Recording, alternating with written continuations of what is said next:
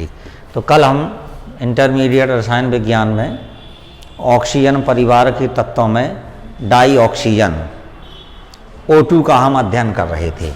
Oxygen, इस oxygen के हमने कल बनाने की विधियां का अध्ययन किया जा रहा था। तो कल हमने उसकी प्रयोगशाला विधि बताई थी, दूसरा धातु ऑक्साइडों के द्वारा बताया था, तीसरा धातु नाइट्रेटों को गर्म करने से ऑक्सीजन गैस मुक्त होती है, आक्षी अम्लों द्वारा बताया था। आज हम आपको बताएंगे कि जल के विद्युत अपघटन से, किससे भाई? जल के विद्युत अपघटन द्वारा। आप जानते हैं कि जो शुद्ध जल होता है वो विद्युत का कुचालक होता है। यदि हमें इसको सुचालक बनाना है तो या तो इसमें थोड़ा सा अम्लीय कर दें या इसको क्षारीय कर दें। तो अम्लीय माध्यम में या अम्ल मिला देते हैं तो जल का विद्युत अपघटन करने से, हमने जल है, जल का विद्युत अपघटन कर दिया तो आपका क्या बन जाएगा? H+K1 और ये OH-K1 आयन उत्पन्न करेगा, ठीक। और जब ये H आयन और जो OH आयन हैं ये जो है, अब H आयन कहाँ जाएंगे? कैथोड पर, और OH-1 कहाँ जाएंगे? एनोड पर। तो एनोड पर क्रिया लिखें। किस पर क्रिया? एनोड पर क्रिया। तो एनोड पर क्रिया में क्या है कि जो OH-1 है ये इलेक्ट्रॉन त्याग करके हमारा उदासीन हो जाता है, ऑक्सीकरण की क्रिया हो गई और OH बन गया। जो OH होता है ये अस्थायी होता है, अपघटित होकर के जल और ऑक्सीजन बनाता है। अब बैलेंस करना है, H कितने हैं? 2, तो हमने 2 कर दिया। अब यहाँ देखेंगे O कितने हैं? 2, यहाँ 1 और 2 3 हो गया तो हम 1/2 कर दें। अगर हम 1/2 नहीं करना चाहते हैं, भिन्नात्मक नहीं लाना चाहते हैं, तो पूरे समीकरण में 2 का गुणा कर दें तो 2 दूनी 4 हो जाएगा, यहाँ 2 हो जाएगा, यहाँ का 2 खत्म हो जाएगा। अब हम इस समीकरण को जोड़ दें तो यहाँ पर 4 का गुणा करना पड़ेगा, तब OH से ये OH कैंसिल होगा। तब क्या हो जाएगा? 4OH-1 after reaction O2 plus के 2H2O और प्लस के 4E-1 ये हो गया। तो एनोड पर क्रिया होती है और हमारी डाई ऑक्सीजन और ऑक्सीजन मुक्त होती है। फिर नेक्स्ट है कैथोड पर क्रिया। किस पर क्रिया? कैथोड पर क्रिया।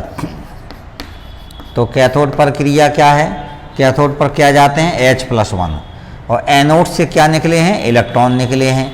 तो ये उदासीन हो जाते हैं इलेक्ट्रॉन को ग्रहण करके H2 में। बैलेंस करना है, H कितने हो गए? 2, तो 2 ये हो गया और 2 ये इलेक्ट्रॉन हो गया। तो ये है जल के विद्युत अपघटन से हमारे ऑक्सीजन गैस का निर्माण हो गया है। और बाकी कल हमने इसको आपको बता ही दे गई थी, अन्य विधियाँ ऑक्सीजन बनाने की बता ही दी गई थी। अगला जो हमें इसका अध्ययन करना है वो इसके गुण पढ़ना है। ऑक्सीजन के गुण क्या हैं? तो देखें ज़रा ऑक्सीजन के गुणों में। तो सबसे पहले तो ये है कि इसका लिटमस का प्रभाव क्या है ऑक्सीजन पर। लिटमस का क्या प्रभाव है? हाँ, तो नंबर 1 जो इसके गुण हैं वो नंबर 1 गुण है लिटमस पर प्रभाव। लिटमस पर प्रभाव क्या है? लिटमस पर प्रभाव का, ऑक्सीजन का लिटमस पर कोई प्रभाव नहीं पड़ता। ना तो ये लिटमस पेपर को कलरफुल करती है और इस पर कोई प्रभाव नहीं पड़ता।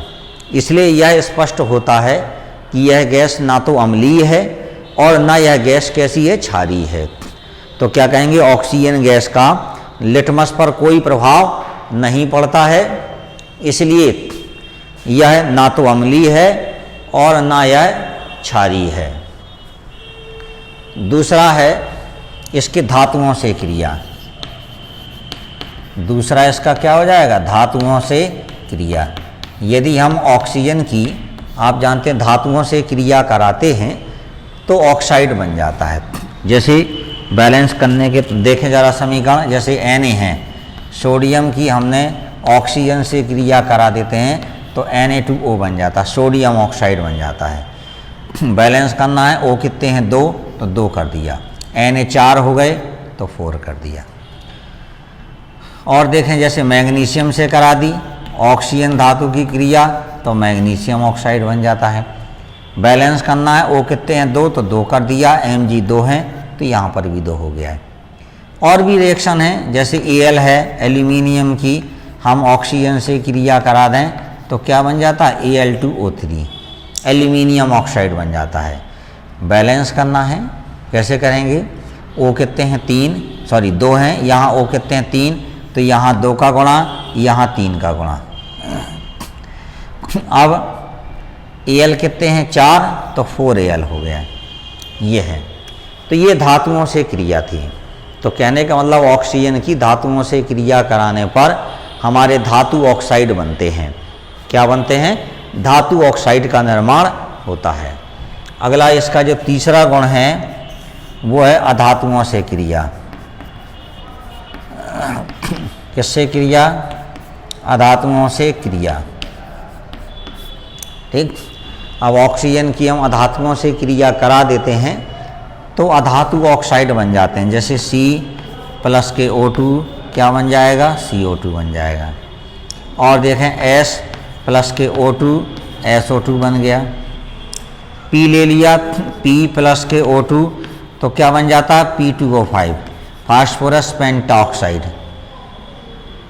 बैलेंस करना है, N कितने हैं, O कितने हैं, आप P कितने हैं 2 तो यहाँ पहले O देखिए 5 हैं, यहाँ O 2 है तो यहाँ 5 का गुणा, यहाँ 2 का गुणा, P 4 हो गए तो 4P हो गया।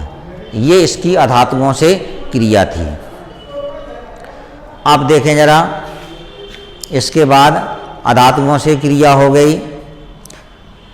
अब आगे देखें इसकी अगला चौथा हाइड्रोजन से क्रिया। किससे क्रिया है, हाइड्रोजन से क्रिया। तो हाइड्रोजन से क्रिया क्या है, हाइड्रोजन का सूत्र क्या होता है H2 और ऑक्सीजन का क्या होता है O2। विद्युत स्फुरलिंग करने पर या विद्युत विसर्जन करने पर, विद्युत स्फुरलिंग जो करते हैं तो ये जल का निर्माण करता है। हाइड्रोजन और ऑक्सीजन में विद्युत स्फुरलिंग करने पर जल बन जाता। बैलेंस करना है, O कितने हैं 2 तो यहाँ 2 कर दिया, H 4 हो गए तो 2H2O हो गया। अगला इसका देखें जो 5वां गुण है वो है ऑक्सीकारक गुण। ऑक्सीकारक गुण, तो ऑक्सीकारक गुण में नंबर 1 है कि यह ऑक्सीजन हाइड्रोजन सल्फाइड को, ये ऑक्सीजन है, ये क्या है हाइड्रोजन सल्फाइड को सल्फर में ऑक्सीकृत कर देती है, ये H2O हो जाता है।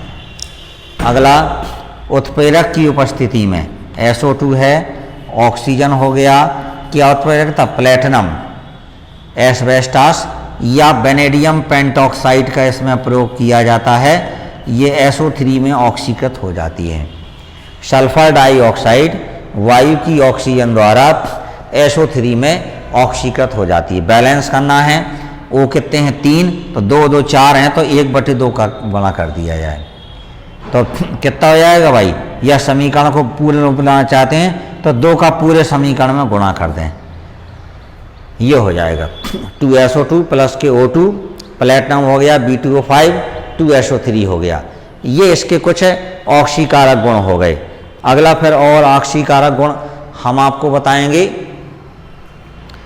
इसी ऑक्सीकारक गुण में देख लेते हैं, जैसे हाइड्रोजन क्लोराइड है HCl, वायु की ऑक्सीजन द्वारा, किसके द्वारा, और उत्प्रेरक है क्यूप्रिक क्लोराइड उत्प्रेरक CuCl2, क्यूप्रिक क्लोराइड उत्प्रेरक की उपस्थिति में ताप कितना रहता है 450 डिग्री सेल्सियस रहता है। HCl वायु की ऑक्सीजन द्वारा क्लोरीन में ऑक्सीकृत हो जाता है, Cl2 प्लस के जल। बैलेंस करना है, Cl कितने हैं 2 तो 2HCl हो गया। सॉरी पहले तो O देखें, O कितने हैं यहाँ पर 2 तो 2H2O हो गया। अब H 4 हो गए तो 4HCl हो गया, Cl 4 हैं तो 2Cl2 हो गया। ये इसके ऑक्सीकारक गुण हैं। ये जो है हमारे ऑक्सीजन के क्या हैं भाई, ये ऑक्सीकारक गुण हैं। तो इस प्रकार से तो पहला गुण क्या है भाई, हमने लिटमस का प्रभाव बताया, फिर धातुओं से क्रिया है, फिर अधातुओं से क्रिया है, फिर हाइड्रोजन से क्रिया कराई गई है, और फिर उसके ऑक्सीकारक गुण हैं। तो ऑक्सीकारक गुण में ये बताया गया कि ऑक्सीजन हाइड्रोजन सल्फाइड को सल्फर में ऑक्सीकृत कर देती है, सल्फर डाइऑक्साइड को SO3 में ऑक्सीकृत कर देती है, और उत्प्रेरक की उपस्थिति में HCl को क्लोरीन में ऑक्सीकृत कर देती है। ये इसके जो है ऑक्सीकारक गुण थे। अगला देखें, अगर हम इसके बाद इसमें देखें हाइड्रोकार्बन से क्रिया ले लें, किससे क्रिया करनी है। अगला जो गुण है, पांचवा के बाद छठवां गुण है, या ऑक्सीकारक गुण पढ़ रहे हैं तो अभी और देख देते हैं, धातु लवणों का ऑक्सीकरण, ये भी कह सकते हैं। किसका भाई, धातु लवणों का ऑक्सीकरण। अगला जो हम इसमें बना लेते हैं, छठवां गुण है। जैसे धातु लवण में क्या है, फेरस सल्फेट, या अम्लीय माध्यम में, अम्लीय माध्यम के लिए क्या लेना पड़ेगा, H2SO4। अम्लीय माध्यम में फेरस सल्फेट को ऑक्सीजन O2 हो गया, फेरिक सल्फेट में ऑक्सीकृत कर देती है, Fe2SO4 का होल थ्राइस, और प्लस के जल बन जाता है। बैलेंस करना है, Fe कितने हो गए, 2, तो 2 ये हो गया, बाकी बैलेंस है। क्या कहा, ऑक्सीजन अम्लीय फेरस सल्फेट को, किसको भाई, फेरस सल्फेट को फेरिक सल्फेट में ऑक्सीकृत कर देती है। ये अगला ऑक्सीकारक गुण है।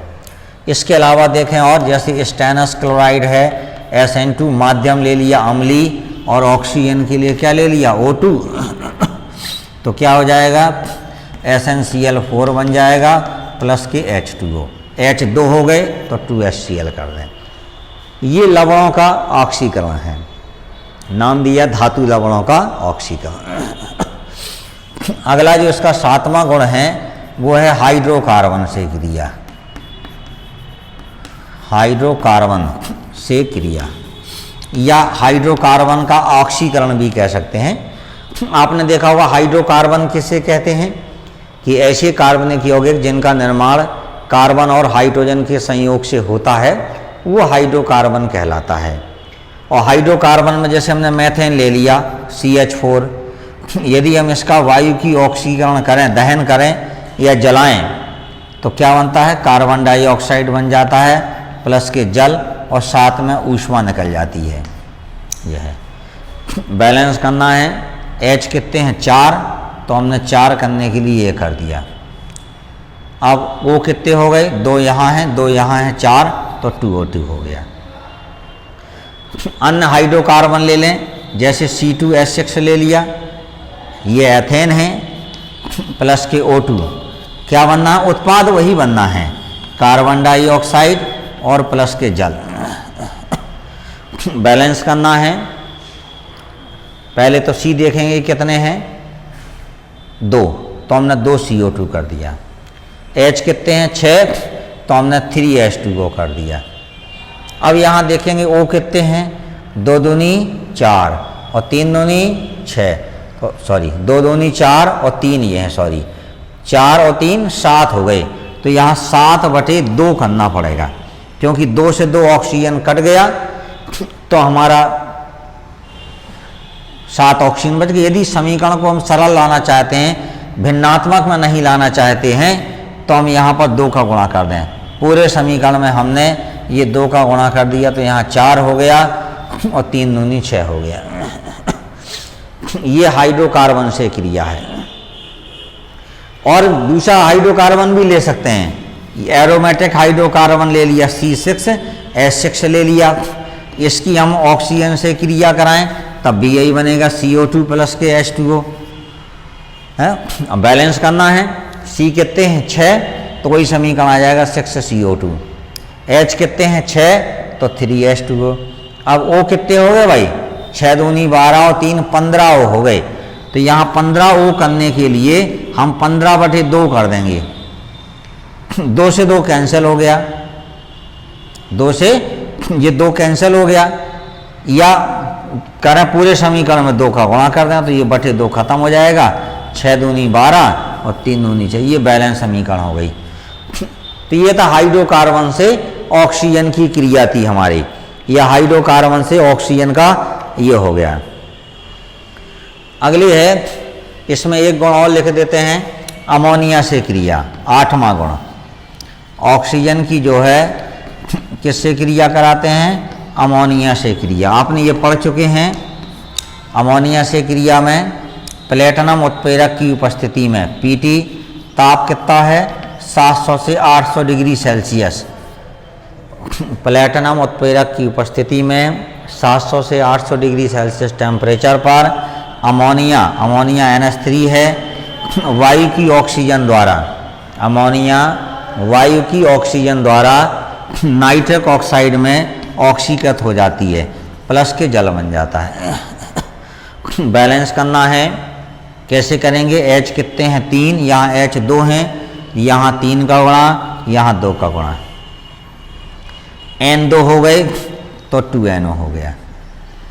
अब O कितने हो गए भाई? 3 यहाँ हैं, 2 यहाँ हैं, 5 हो गए, तो फिर वही आ गई 5/2, चूँकि 2 लिखा, 2 से 2 कैंसिल हो गया, 5 हो गए। अगर हम समीकरण को सरल भिन्नात्मक नहीं लिखना चाहते हैं तो पूरे समीकरण में फिर 2 का गुणा कर दें तो 2 दूनी 4, यहाँ का बटे 2 खत्म हो जाएगा, यहाँ पर 2 दूनी 4 हो जाएगा, 3 दूनी 6 हो जाएगा। ये समीकरण होगी इसकी बैलेंस। क्या कहेंगे? प्लेटिनम उत्प्रेरक की उपस्थिति में 700 से 800 डिग्री सेल्सियस टेम्परेचर पर अमोनिया वायु की ऑक्सीजन द्वारा नाइट्रिक ऑक्साइड में ऑक्सीकृत हो जाती है।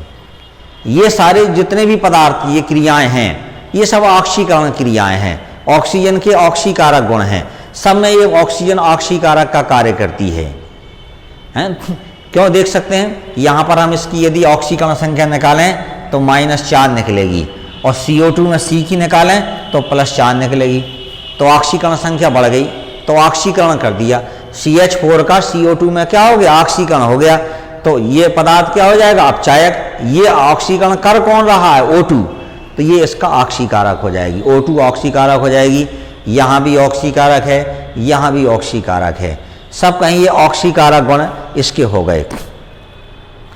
अब हमें इसका उपयोग करना है, उपयोग लिखना है, या उपयोगों का अध्ययन करना है। तो क्या उपयोग है भाई? नंबर 1 आप जानते हैं, ऑक्सीजन एक प्राणवायु है, बिना ऑक्सीजन के जीवन संभव नहीं है, तो ऑक्सीजन को हम प्राणवायु कहते हैं। दूसरा, ऑक्सीकारक के रूप में है। तीसरा, धातु ऑक्साइड बनाने में इसका उपयोग किया जाता है ना, और ये इसके मुख्य रूप से उपयोग है। ऑक्सीजन का मेन उपयोग क्या भाई? प्राणवायु के रूप में इसका उपयोग करते हैं, और श्वसन क्रिया में इस ऑक्सीजन का उपयोग किया जाता है। तो इस प्रकार से ये हमारी ऑक्सीजन समाप्त हो गई, और ऑक्सीजन के गुण और ऑक्सीजन के बनाने की विधि का हमने आपको अध्ययन कराया है। अब जो है हम इसके नेक्स्ट जो है अध्ययन करेंगे। हाँ, अब नेक्स्ट जो है ओजोन, अगला जो इसका कंपाउंड है ओजोन, वो हम नेक्स्ट फिर अध्ययन करेंगे। अब हम आगे इसको ओजोन को कल अध्ययन किया जाएगा, ओजोन का। ठीक, ये हम आपको इतना अध्ययन कराना है, ओजोन, ऑक्सीजन आज। ठीक, ये नेक्स्ट फिर देखेंगे कल।